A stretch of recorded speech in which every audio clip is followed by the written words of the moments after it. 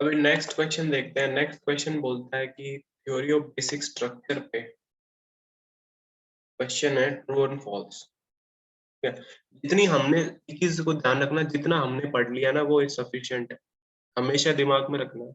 Confidence आएगा उस चीज से, और उसी चीज से एक आंसर बनाने हैं, उसी चीज से बने भी है। अगर कंसेप्ट समझ लिया तो फैक्ट तक में जा सकते हो, तुम फैक्ट को भी करेक्ट इनकरेक्ट बता सकते हो। मैं दिखाऊंगा कैसे। अब बेसिक स्ट्रक्चर की थ्योरी तुमने पढ़ ली है कि बेसिक स्ट्रक्चर क्या होता है, कौन डिसाइड करता है, कैसे काम करता है। करेक्ट इनकरेक्ट बताने हैं। फर्स्ट स्टेटमेंट, कॉन्स्टिट्यूशन बनाता है, कॉन्स्टिट्यूशन स्पेसिफाई करता है बेसिक स्ट्रक्चर? नहीं, बिल्कुल भी नहीं। कौन डिसाइड करता है? जुडिशरी, जज डिसाइड करता है।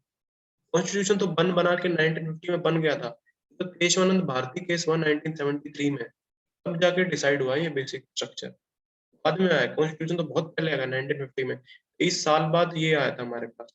तो ये लॉजिक है। Next, legislature can amend all parts of the constitution except the basic structure। ये स्टेटमेंट भी सही है। बेसिक स्ट्रक्चर को छोड़ के सब कुछ वो कर सकता है अमेंडमेंट। ये तो बेसिक सी चीज है। जुडिशरी ने डिफाइन कर रखा है कौन से एस्पेक्ट है बेसिक स्ट्रक्चर में और कौन से नहीं है। नहीं, बिल्कुल डिफाइन नहीं किया है। मैं ये तो कह रहा हूँ छिपा हुआ हथियार है, हिडन वेपन है इनके पास में। डिफाइन नहीं किया इन्होंने, बहुत चालाकी करी है। कोई भी चीज, जब तुम स्मार्ट मूव हमेशा होता है कि तुम अपने पत्ते कभी भी दिखाते नहीं हो पूरे। पत्ते कब दिखाते हैं अपने कार्ड गेम में? पत्ते जब दिखाते हैं जब तुम हार जाते हो। जुडिशरी जिस दिन अपने पत्ते दिखा देगी कि कौन सी चीज बेसिक स्ट्रक्चर में उसने रखी हुई है, उस दिन जुडिशरी की उतनी वैल्यू नहीं होगी। इसकी वजह से दे हैव नॉट डिफाइंड, ये इनकरेक्ट है। नेक्स्ट, सबसे पहली बार ये जो आया था डिस्कशन, ये आया था केशवानंद भारती केस में। बिल्कुल सही, यही तो पूरे टाइम रिपीट हो रहे हैं। बिल्कुल एब्सोल्युटली, नाम याद रखना केशवानंद भारती वाला क्वेश्चन, कोई भी गलत नहीं करके आएगा एग्जाम। नेक्स्ट, इस थ्योरी की वजह से, बेसिक थ्योरी की वजह से जुडिशरी की पावर इंक्रीज हुई, बिल्कुल हुई है। और डिफरेंट पॉलिटिकल पार्टीज और गवर्नमेंट ने एक्सेप्ट कर लिया है इस थ्योरी को, बिल्कुल। पॉजिटिव स्टेटमेंट तो गलत होनी नहीं है, इतनी नॉर्मल सी स्टेटमेंट है। इससे जुडिशरी की पावर इंक्रीज हो गई और बाकी सब लोगों ने एक्सेप्ट कर लिया, बस यही तो है। सिर्फ जो हमने पढ़ा है वही काम आ रहा है, अलग से देख रहे हो, कुछ फालतू क्वेश्चन नहीं है। अब 2003 में वाजपेयी वाली गवर्नमेंट में बहुत सारे अमेंडमेंट हुए थे, तो उसके बेस पे कुछ कंक्लूजन निकालने हैं कि बहुत सारे अमेंडमेंट हो गए, तो इसका मतलब क्या जुडिशरी ने इंटरफेयर नहीं किया? एक मिनट, इसका मतलब क्या जुडिशरी ने इंटरफेयर नहीं किया? ये तो कोई लॉजिक नहीं हो सकता इंटरफेयर क्या हो, बट उन्हें करने थे, अच्छे वाले भी करने थे, कर दिए। इसमें क्या गलत है? जुडिशरी का इंटरफेयर इसीलिए करती है कि रोकना है? नहीं, जुडिशरी सिर्फ चेक करती है। तो इंसान लाइफ में तुम्हें चेक करेगा, तुम्हें तुम्हारी गलती सुधारेगा, स्पेशली योर पेरेंट। वो तुम्हें रोकते नहीं है, वो तुम्हारा रास्ता क्लियर करते हैं, तुम्हें समझाते हैं। हो सकता है तुम उसके बाद रुक जाओ, हो सकता है तुम उससे डबल स्पीड से आगे जाओ, बट वो इंटरफेयर इसलिए नहीं करते, इंटरफेयर नहीं करते, वो तुम्हें चेक करते हैं बस।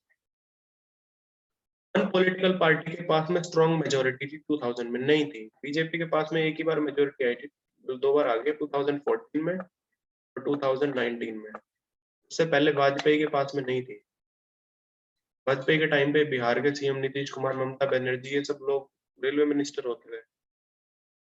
There was strong pressure from the public in favor of certain amendments। हो सकता है पब्लिक भी तो करती है कि ये चीजें चेंज करनी है, तो कर सकते हो, तो ये स्टेटमेंट करेक्ट है। इसमें तो कोई वो है ही नहीं कि अच्छा प्रेशर नहीं होगा, ये तुम्हें क्या पता, प्रेशर होगा तभी तो किया। पॉलिटिकल पार्टीज प्रेशर में ही तो काम करती है, और प्रेशर कौन करता है? प्रेशर हमारे पास लोग ही प्रेशर करते हैं कि भाई करना है। There was no real difference amongst the parties during this time। कोई डिफरेंस नहीं था, किसने कहा डिफरेंस नहीं था? वेंकट चलिया कमीशन जब आया था तो कांग्रेस ने बोला था ना कि आप क्या कर रहे हो, आप तो कॉन्स्टिट्यूशन चेंज करने पे आ गए हो। तो इन्होंने रोका था, तो डिफरेंस तो था। बीजेपी कांग्रेस के बीच में कभी भी ऐसा अच्छा नहीं, ऐसा नहीं हो कि सब दोस्त बन गए हैं, डिफरेंस तो था। तो ये स्टेटमेंट भी इनकरेक्ट है। अमेंडमेंट जो थी वो नॉन कंट्रोवर्शियल थी, और पार्टीज ने एग्रीमेंट कर लिया था कि होना चाहिए।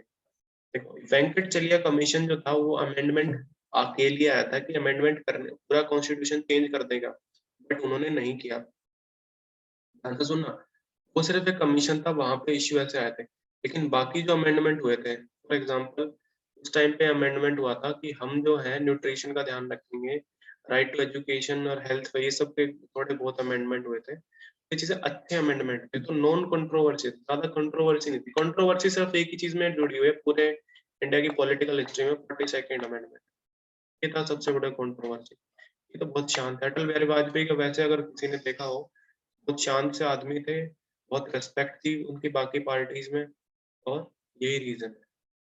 नेक्स्ट क्वेश्चन भी देख लेते हैं। Explain the reason for requiring special majority. Special majority क्यों चाहिए? बिकॉज ना हमें अब हमारा जो कॉन्स्टिट्यूशन है वो इतना फ्लेक्सिबल नहीं बनाना कि कोई भी पार्टी बहुत जब चाहे उसको चेंज कर दे। थोड़ा सा तो रिस्ट्रिक्शन करना चाहिए ना।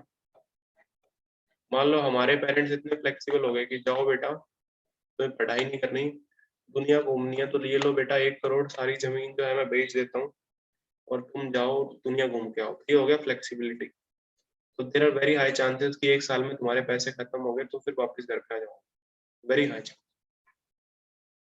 तो कुछ तो स्पेशल चीज करेंगे कि नहीं बेटा तुम्हें पैसे मिलेंगे, बट तुम एक बार डिग्री कर लो, एक जॉब ले लो, तो ये थोड़ा स्पेशल चीज हो जाएगी, फिर तुम्हें मैं पैसे दे दूंगा, फिर तुम्हारा बिजनेस सेटअप करा देंगे या कुछ भी कर लेंगे, फिर घूम लेना, एक बार पढ़ाई कर लो। तो ये थोड़ा सा उन्होंने चीजें तुम्हें रोका है, बिकॉज कुछ प्रोविजंस हैं चेंज करने के कॉन्स्टिट्यूशन, उन्हें हमें इजीली चेंज नहीं करना है। सिंपल मेजोरिटी वाले हैं, जैसे स्टेट का नेम चेंज करना है, उसकी बाउंड्री चेंज करनी है, उसको इंडिया के अंदर लाना है, ये सब चीजें सिंपल में रख दी, क्योंकि इनमें ज्यादा वो नहीं है, मतलब टेंशन नहीं है। बट तुम्हें मान लो रिलीजन चेंज करना है, या तुम्हें मान लो पूरे ऑल इंडिया को चीजें चेंज करनी है, तो उसमें स्पेशल चीज लगेगी। दूसरी चीज, इंडिया के अंदर बहुत सारे अमेंडमेंट हुए कॉन्स्टिट्यूशन में, वो इसलिए हुए थे क्योंकि डिफरेंट इंटरप्रिटेशन हुए थे। इंटरप्रिटेशन किस चीज के? कॉन्स्टिट्यूशन के। कॉन्स्टिट्यूशन को इंटरप्रेट कौन करता है? ट्रांसलेट करके सिंपल वर्ड में हमें बताता है जुडिशरी, जज बताते हैं कि भाई ये लिखा है कॉन्स्टिट्यूशन में, तो हमारे हिसाब से ये सही है, ये गलत है। तो डिफरेंट इंटरप्रिटेशन का एग्जांपल पूछ रहे हैं। एक बहुत फेमस एग्जांपल वही पीएम वर्सेस प्रेसिडेंट का।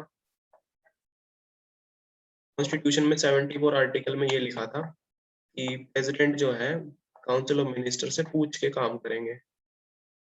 डॉक्टर राजेंद्र प्रसाद होते फर्स्ट प्रेसिडेंट, ये बोला कि यहाँ पे ये लिखा है कि पूछ के करेंगे। देखो स्मार्टनेस देखना तुम, कि प्रेसिडेंट ये बोले यहाँ पे ये लिखा है कि पूछ के करेंगे, बट ये नहीं लिखा है कि जो पूछने के बाद में वो लोग बोलेंगे वही करेंगे। कुछ भी कर सकते हैं अपने मन मर्जी से, पूछ लेंगे बस एक बार, बट ये मन नहीं कि पूछने के बाद में कुछ भी करें। जैसे तुम घर पे पूछ लो कि पापा मैं बाहर घूमने जा रहा हूँ लॉकडाउन में, तो बस पूछना है, उसके बाद में मेरी मर्जी, मैं चाहे जाऊं या ना जाऊं, बट पूछना है। आपने कहा था पूछ के जाना, आपने ये नहीं कहा था कि आप जो कहोगे वो भी करना है। ये डिफरेंस उन्होंने निकाला। तो ये इंटरप्रिटेशन 74 की डॉक्टर राजेंद्र प्रसाद ने निकाली, पीएम थे नेहरू, उन दोनों की थोड़ी कम बनती थी इसलिए हुआ है। बाद में फिर पीएम ने, जवाहरलाल नेहरू ने बोला यार इसको चेंज करो, नहीं तो फिर प्रेसिडेंट तो मेरे पे ऊपर चले जाएंगे, मेरे से ज्यादा पावर आ जाएगी उनके पास। तो इन्होंने फिर इसको कंपलसरी किया कि ये हम जो बोलेंगे वही करना है। और अमेंडिंग पावर, इसमें मैं एक छोटी सी शॉर्ट स्टोरी भी सुनाऊंगा लास्ट में। ये जो होता है ना कि पूरा डिटेल में अगर नहीं बताते तो क्या दिक्कत होती है। If amending power is with the elected representative, judiciary should not have the power to decide the validity. ये कह रहा है कि आपने पहले तो ये बोला कि कॉन्स्टिट्यूशन अमेंड कौन कर सकता है? सिर्फ कर सकती है लेजिस्लेचर। लेजिस्लेचर क्यों कर सकता है? बिकॉज उसको लोगों ने पावर दिया, पीपल से पावर आई है उसको। बट आप कह रहे हो ये पास कर देंगे, फिर उसके बाद में जुडिशरी इसको चेक करेगी, बट ये तो लोगों ने चुने ही नहीं है, ये तो अपने आप आए हैं, इसका तो एग्जाम होता है। ये तो बहुत गलत बात है। डेमोक्रेसी के अंदर आप तो कह रहे थे रूल ऑफ पीपल है, तो जुडिशरी बीच में आ गई और फिर ये चीज कर रही है।